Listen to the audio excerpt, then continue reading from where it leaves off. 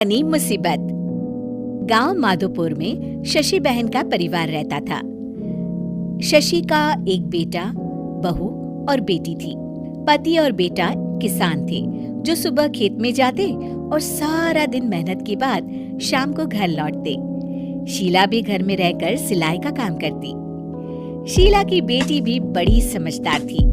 वो घर के काम में माँ का हाथ बटाती।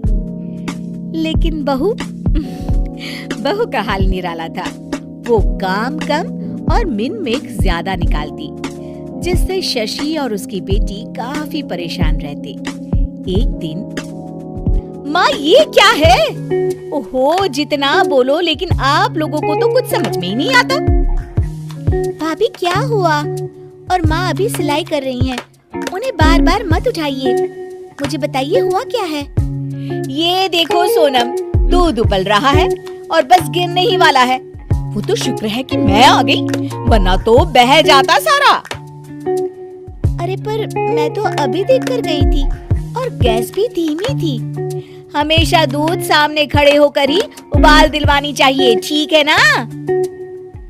सोनम को मेघा की बात पर गुस्सा आ जाता है, लेकिन क्लेश ना हो ये सोचकर वो चुपचाप वहाँ से चली जाती है और सोचती है कि वो कैसे मेघा को सबक सिखाए। एक दिन मेघा ने कहा, सोनम, अरे ओ सोनम, कहाँ हो? ऐसा कैसे कर सकती हो तुम? क्या हुआ भाभी? जब देखो परेशान सी घूमती हो। खुश रहा करो भाभी, इससे ना स्किन ग्लो करती है। सोनम, फेस तो मेरा वैसे भी ग्लो करता है, देखो। और कितनी गुणी भी हूँ मैं। तुम्हें तो शादी करके दूसरे घर जाना है। देखो जरा, देखो अपने कमरे का हाल देखो, सारा संतरे का छिलका जमीन पर फैला है। अरे ससुराल में ऐसे ही रहोगी क्या? भाभी करना ही क्या है, वहीं पड़े पड़े सूख जाएंगे, फिर पीस कर पैक बना लेंगे। आप भी ना भाभी, चिल करो। मेघा गुस्से से वहाँ से निकल जाती है। हर बात पर मीन मेक करने वाली मेघा एक दिन फिर चिल्लाने लगती है, माँ, अरे माँ सुनो तो जरा। अब क्या हुआ मेघा, क्यों चिल्ला रही हो? माँ ये देखो, देखो जरा ये कांच का कटोरा जिसे टेबल के किनारे रखा है। अरे किसी का एक हाथ लगेगा और ये गिरकर टूट जाएगा। तभी मेघा के कमरे से कुछ गिरने की आवाज आती है। वो भागकर कमरे में जाती है, जहां उसके पीछे शशि भी आ जाती है। मेघा के कमरे में उसका शीशा गिर जाता है।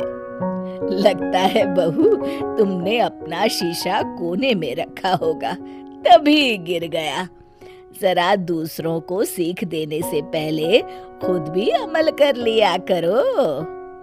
वहीं कमरे में पर्दे के पीछे छिपी सोनम हंस रही होती है। मेघा काफी परेशान रहती है कि उसके साथ ये क्या हो रहा है। वो सोचती है कि कैसे वो अपनी सास और ननद के सामने खुद को होशियार साबित करे। एक दिन मेघा सोनम से कहती है, सोनम, आज ना मैं तुम लोगों को चाइनीज बनाकर खिलाती हूँ। देखना मैं कितना अच्छा खाना बना लेती हूँ। फिर तुम भी ना ससुराल जाकर वैसा ही खाना बनाना और सबका दिल जीत लेना। मेघा किचन में जाती है। घर पर आज सभी मौजूद हैं, तो वो लोग भी मेघा के हाथ के खाने का इंतजार करते हैं। किचन में मेघा ढेर सारा चाउमीन बनाती है और हर किसी की प्लेट में डालकर सबको दे देती है। अचानक उसका पति हिमांशु बोल उठता है, क्या है ये, कितना गंदा बना है, छी। मेघा की शक्ल रोनी सी हो जाती है कि तभी सोनम बोल पड़ती है, ओहो भाभी, ये क्या बनाया है? ऐसा बनाऊंगी मैं ससुराल में जाकर, तो वो लोग तो पक्का मुझे भगा देंगे ऐसा खाना खाकर। पूरा घर हंसने लगता है। तभी मेघा की सास कहती है, कोई बात नहीं बहू, कभी कभी ऐसा हो जाता है, पर हाँ, दूसरों को सीख देने से पहले खुद का सही होना सबसे ज्यादा जरूरी होता है।